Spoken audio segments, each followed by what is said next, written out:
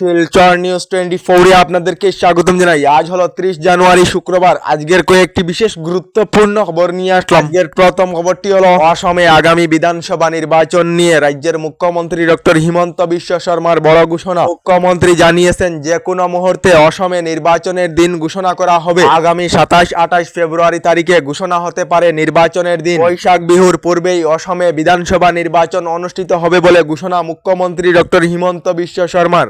এদিকে ভোটার তালিকার বিশেষ সংশোধন অর্থাৎ এসআইআর প্রক্রিয়ায় আধার কার্ডকে পরিচয়পত্র হিসাবে গ্রহণ করিতে হবে বলে নির্দেশ সুপ্রিম কোর্টের তরফ থেকে দেওয়া হয়েছে বলে খবর এসেছে।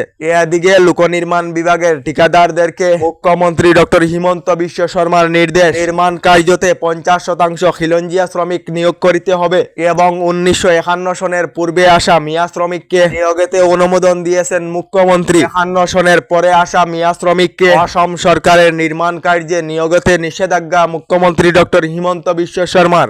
এদিকে এবার ভারত পেল সোনার খনি। রাজস্থানের বানসোয়ারার কঙ্করিয়া অঞ্চলে এবার পাওয়া গেছে বিশাল সোনার ভান্ডার। 3 কিলোমিটার জুড়ে ছড়ানো রয়েছে সোনার সম্ভার, যার ফলে শীঘ্রই শুরু হবে খনন কাজ বলে খবর এসেছে।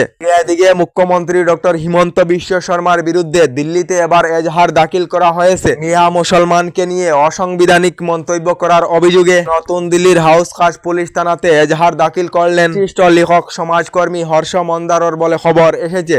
এদিকে দেশেতে ব্যাপক হারে বৃদ্ধি পেয়েছে সোনার দাম, যার ফলে সোনা প্রতি 10 গ্রামের মূল্য 1,78,850 টাকা হয়েছে। সোনা প্রতি 10 গ্রামেতে একদিনেতেই বৃদ্ধি পেয়েছে 11,770 টাকা এবং সিলভার প্রতি কিলোগ্রামের দাম 4 লাখ টাকা পার হয়েছে বলে খবর এসেছে। এদিকে এবার সম্পূর্ণরূপে নিষিদ্ধ হলো গুটকা পান মশলা। বিজেপি সরকার নিয়েছে এই বড় সিদ্ধান্ত। কোন দোকানেতে বিক্রি করতে পারবে না গুটকা পান মশলা। দোকানেতে গুটকা পান মশলা বিক্রি করলেই পড়বেন বিপদে। ইতিমধ্যে দেশের উড়িষ্যা সরকারের তরফ থেকে এই বৃহৎ সিদ্ধান্ত নেওয়া হয়েছে বলে খবর এসেছে। এদিকে বিজেপি চোর ডাকাইতের দল, বিজেপির বিরুদ্ধে তদন্ত হতে হবে। এবার রাজ্যে কংগ্রেস সরকার আসলে বিজেপি এবং হিমন্ত বিশ্ব শর্মার বিরুদ্ধে তদন্ত করা হবে বললেন আসাম প্রদেশ কংগ্রেস কমিটির সভাপতি গৌরব গগৈ।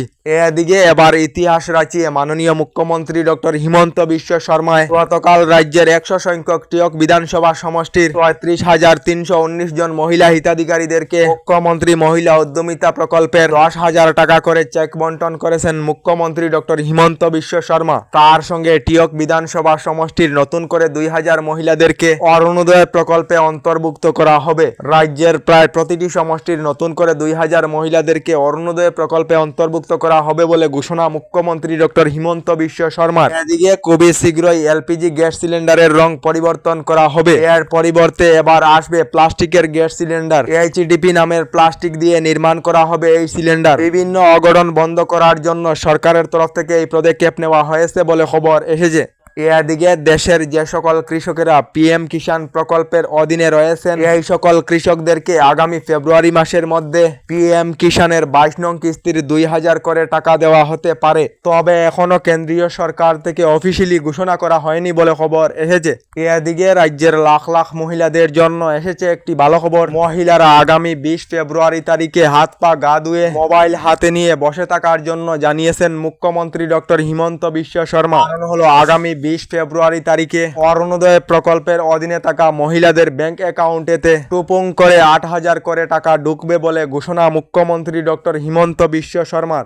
এদিকে এখনো পর্যন্ত সরকারি গড় লাভ না করা সকলের জন্য এসেছে একটি ভালো খবর। রাজ্যে নতুন করে আরো 30 লাখ পরিবারেরা লাভ করিবেন নতুন সরকারি গড়। ইতিমধ্যে প্রস্তুত করা হয়েছে সরকারি গড়ের নতুন হিতাধিকারীর তালিকা। প্রথম পর্যায়ে জিওট্যাগিং সম্পূর্ণ হওয়া প্রায় 3,25,000 লোকেরা শীঘ্রই নতুন সরকারি গড় লাভ করবে বলে ঘোষণা রাজ্যের মুখ্যমন্ত্রী ডক্টর হিমন্ত বিশ্ব শর্মার। আমাদের ডেইলি খবরগুলি ভালো লাগলে আমাদের ভিডিওতে লাইক দিয়ে চ্যানেলটিকে সাবস্ক্রাইব করে নেবেন।